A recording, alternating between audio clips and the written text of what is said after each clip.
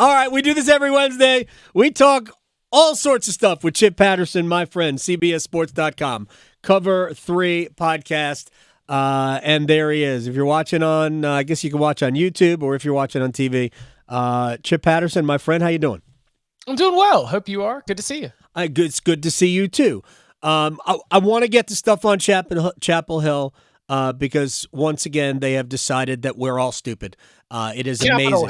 Chapel Hill might think we're stupid too. Oh, my fault. But Capitol Hill. You're right. Thank you very much. It is Capitol Hill. They do not think we're stupid in Chapel Hill. I was stupid in Chapel Hill. my time in Chapel Hill was filled with a lot of stupid. But that's not here nor there. We can do that on a podcast sometime. That sounds fair. Let's run the Chipolytics. I keep hearing that the Mountain West Conference is going to get maybe 7 teams in. I think the ACC is going to end up with maybe 4. I think you're saying 4. The ACC will end up with 4 teams with a I know, but just listen.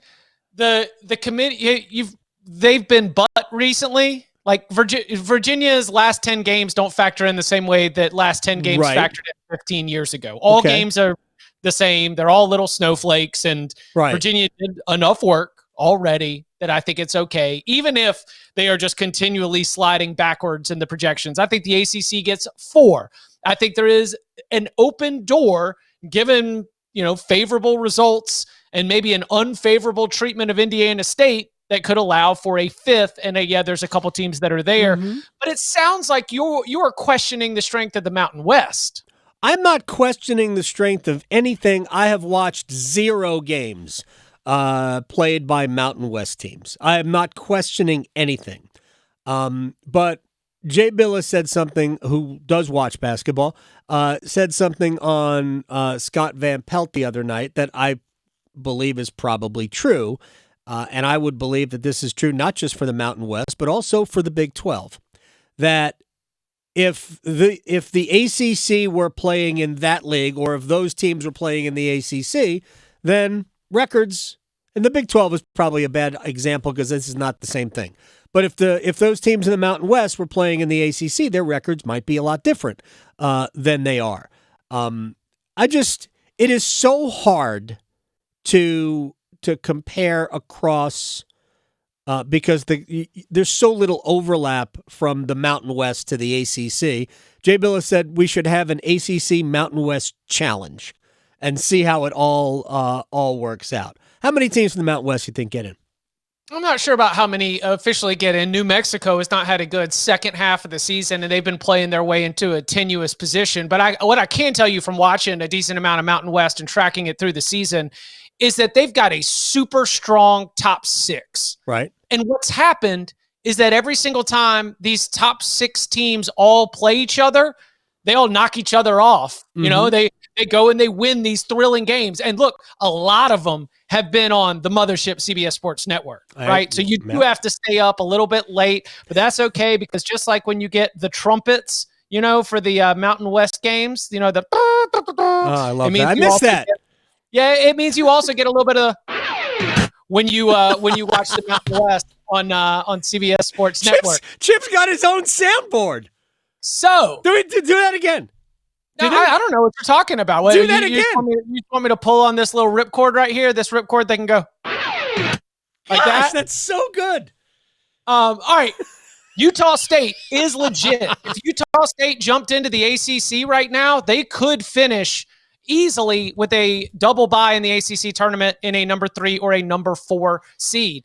I think Nevada is probably on the same level as a Clemson, Wake Forest, Pitt in terms of their overall ceiling. I think at places like New Mexico and Colorado State, you've gotten a lot of great coaching. Boise State's been rock solid in terms of being really consistent. A lot of these environments have better home court atmosphere, better student sections than a lot of the home court advantages that we have found throughout the ACC. And you're playing at elevation. So you've always got these wild factors going into it. I'm serious. You're right. These things make it really interesting and difficult to win on the road. I mean, we're sitting here and you're trying to like move them across conferences. The teams that are making the NCAA tournament from the Mountain West have a lot of conference losses, but they're not against the bottom half. And this is where the overall rating of the Mountain West, when those teams play against a San Jose State, a Fresno State, an Air Force, that is an automatic W. Mm-hmm. And I think that outside of Louisville, you don't have that as much from the ACC this season. I mean, I'll tell you right now, Notre Dame, Georgia Tech yesterday, I was so fired up for that game, and it delivered. It was fun. It was fun. Look, I'll give you two first-year coaches. Yeah. They both got a lot of young players. Miles Kelly's obviously a junior, but you got some of the best freshmen on the court. Marcus Burton, obviously for Notre Dame. Those teams that were playing on Tuesday. Boston College, that was a tough team to defeat. Quentin Post was a mess to handle inside. So I just think the ACC this season, as opposed to last season where this was not the case, has a stronger bottom half. And that's where overall I think the ACC is a tougher, better conference than the Mountain West. But the Mountain West has a more loaded top tier of teams that if you drop them in the ACC, they would be top half teams.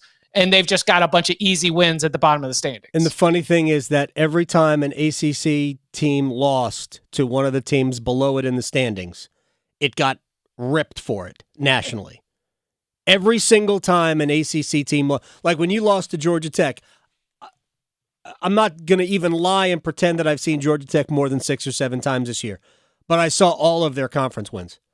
And I'm like, how is that team under 500? Every time I watch them, I'm like, how is that team under 500? They look like they have too many good players. I've seen Wake. I'm part of the evil national media. I didn't hear that. I oh my gosh. didn't hear a lot of ACC getting ripped. They did. From losing to Georgia Tech. I heard a lot of like, wow, Damon Stoudemire got a brand new team. He's doing a really good job. Hubert Davis is the coach of the year. But if we're starting to put together other names on that list, who's got a better set of 7 conference wins than Damon Stoudemire? It's incredible. I mean, he beat all the big dogs. Yeah. I thought Shrewsbury did an awesome job. And, he's got his son on the team, Marcus Burton, who I mentioned earlier. Those are 2 freshman guards that were really big in big games against good teams. I think that the Mountain West ACC predicament goes like this. ACC's got better teams deeper down in the standings. Mountain West has a little bit more consistency in terms of teams that are all close enough to the top.